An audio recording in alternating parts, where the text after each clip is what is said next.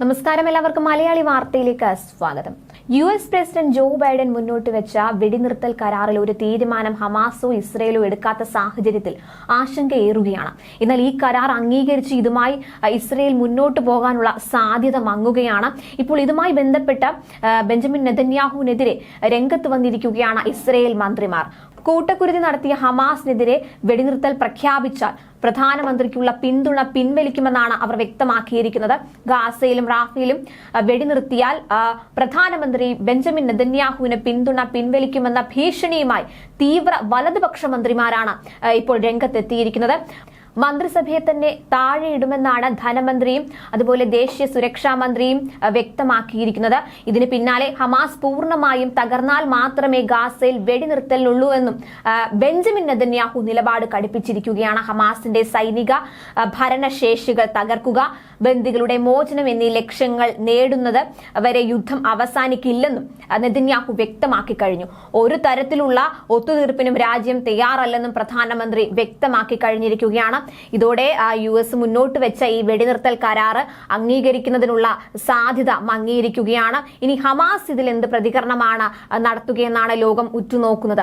അതിന്റെ ഗാസയിലെ യുദ്ധം അവസാനിപ്പിക്കണമെന്നും ഇസ്രയേലിന് അമേരിക്കൻ പിന്തുണ നൽകണമെന്നും ആവശ്യപ്പെട്ട പലസ്തീൻ അനുകൂല പ്രവർത്തകർ വാരാന്ത്യ പ്രതിഷേധത്തിനിടെ വൈറ്റ് ഹൌസ് വളയാൻ പദ്ധതിയിട്ടിരുന്നു. ഗാസയിൽ ഇസ്രയേലിന്റെ 8 മാസത്തെ യുദ്ധം അടയാളപ്പെടുത്തി ശനിയാഴ്ചയാണ് പ്രകടനങ്ങൾ ആസൂത്രണം ചെയ്തതെന്ന് റോയിട്ടേഴ്സ് പറഞ്ഞു. അതേസമയം സംഘർഷ മേഖലകളിൽ കുട്ടികളെ ഉപദ്രവിക്കുന്ന രാജ്യങ്ങളുടെയും സംഘടനകളുടെയും കരിമ്പട്ടികയിൽ ഇസ്രയേലിനെ ഉൾപ്പെടുത്താൻ ഐക്യരാഷ്ട്രസഭ തീരുമാനിച്ചു. ഇക്കാര്യം വാഷിംഗ്ടണിലുള്ള ഇസ്രയേൽ സൈന്യത്തിന്റെ അറ്റാഷെ മേജർ ജനറൽ ഹേദി സിൽബർമാനെ UN secretary general Antonio Guterres അറിയിച്ചതായി ഇസ്രയേൽ നാഷണൽ ന്യൂസ് റിപ്പോർട്ട് ചെയ്തിട്ടുണ്ട്. Russia, IS, al Qaeda, Boko Haram എന്നിവയ്ക്കൊപ്പമാണ് ഇസ്രയേലിനെയും കരിമ്പട്ടികയിൽ ഉൾപ്പെടുത്തുന്നത്. കരിമ്പട്ടികയിൽ ഉൾപ്പെടുത്തുന്നത് ഏറെ പ്രത്യാഘാതങ്ങൾ ഉണ്ടാക്കുമെന്നാണ് വിലയിരുത്തൽ.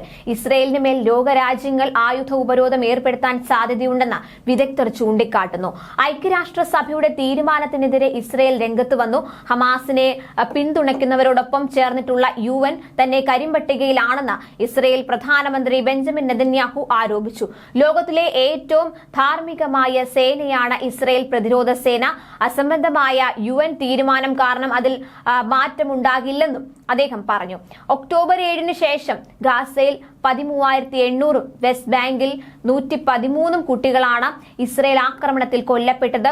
കൂടാതെ ഗാസയിൽ 12,009 വെസ്റ്റ് ബാങ്കിൽ 725 കുട്ടികൾക്ക് പരിക്കേൽക്കുകയും ചെയ്തിട്ടുണ്ട്. കുറഞ്ഞത് 1000 കുട്ടികളുടെയെങ്കിലും കാലുകളാണ് പരിക്കേറ്റതിനെ തുടർന്ന് മുറിച്ചു മാറ്റിയത്. കടുത്ത പട്ടിണി കാരണം നിരവധി കുട്ടികളാണ് പോഷകാഹാരക്കുറവ് അനുഭവിക്കുന്നത്. ന്യൂസ് ഡെസ്ക് മലയാളി വാർത്ത.